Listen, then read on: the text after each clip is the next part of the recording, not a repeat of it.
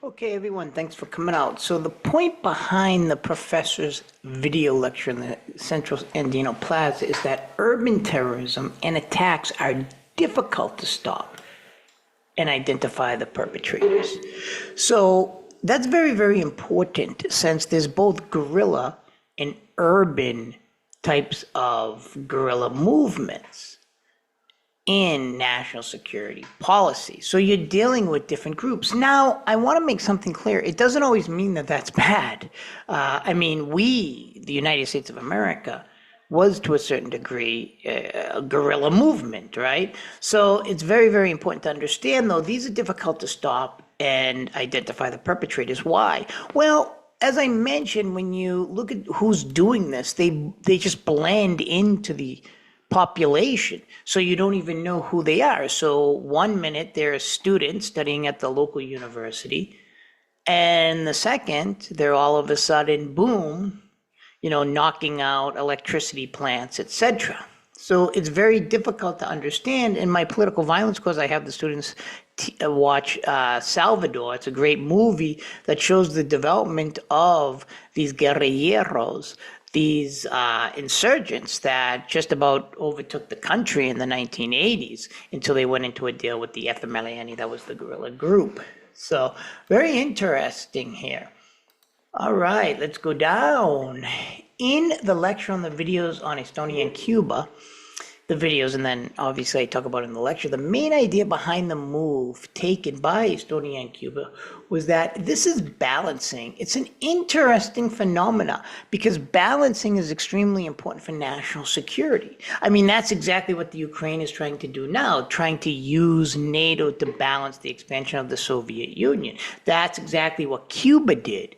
During the Cuban Missile Crisis, it said, well, you keep attacking us, United States, we're going to bring in the Soviet Union in order to balance you. In the case of Estonia, it's really interesting.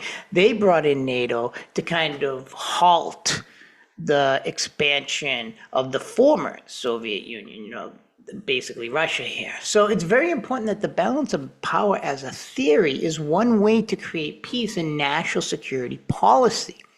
So when you look at, say, for example, Russia, the Soviet Union, Joseph Stalin was brutal, but he became Uncle Joe during World War II in order to balance the Nazis. So asymmetrical warfare, I want you to understand all of this, as you probably saw in the lecture. Deniability, who's doing it? You don't know.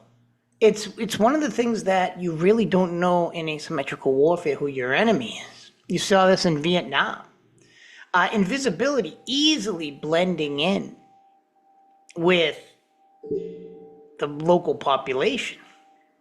And then the inability, obviously, to know, generally speaking, who these insurgents are. Now, the backdrop in my lecture on warfare and asymmetrical fighting, that's the FARC guerrilla headquarters. I actually had the opportunity, but it was right before the COVID hit, and I had to leave Colombia. That was the first place I ever saw a mask. And you'll see that I do a lecture in Colombia from my apartment building where it was just, Colombia was just closing down. But that was the FARC guerrilla headquarters. And the FARC ended up trying to be a political party. And that's very important in post conflict, is how do you incorporate these people back into society? You can't just say, hey, we're going to put everyone in prison forever, because then they'll never lay down their arms. And it was the peace process was quite successful. Some people don't like it. There's a lot of problems, but it's better than nothing. And that was the point of me in the pizzeria, was that you have to start thinking of ideas on how to incorporate ex-combatants into society. So I had the honor to start working with some of these ex-combatants to see how they were being incorporated into society, which is extremely important for national security. Now, this one, Dora Maria Tejas, I actually know her. She's an intersubjective understanding of terrorism, because the United States said to her, oh, you can't come in this country, you're a female terrorist. But in Nicaragua and elsewhere where she's from Nicaragua, she helped overthrow the Somoza dynasty, which was a brutal dictatorship. but the United States didn't like it, so they said you're a terrorist. It's very intersubjective. Now that's very important to understand for national security policy, because you have to start thinking, how locals see certain people, actions, etc. So if you go into Iraq and you say, oh, we're liberators, do the people see you as liberators? That's one of the things that's very important. And these are lectures, so I can stick them in. The lecture on quiz 2, this was the bureaucratic battle that's going on now, raging the Argentine president and vice president. They are not getting along at all. I mentioned in the quiz lecture from the earlier quiz 2 lecture, and it's interesting because, the whole Musk versus Trump split was absolutely amazing.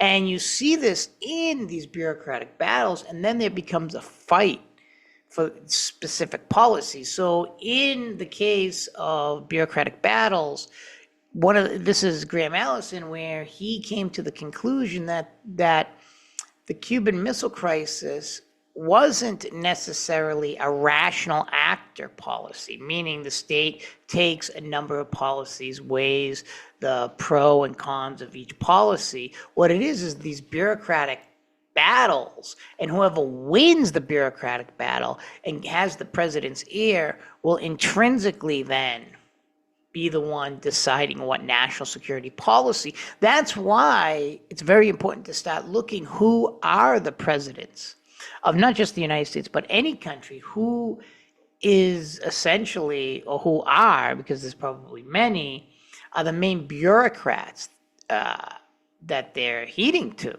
Now, according to Trump, he put on Truth Social, that, he knows everything and he explains everything to everyone else. No one explains it to him. So maybe, in the Trump administration, there is no bureaucratic battle, because according to Truth Social, he said, he explains everything. So, I'm happy to have him explaining everything. A little humility is always good.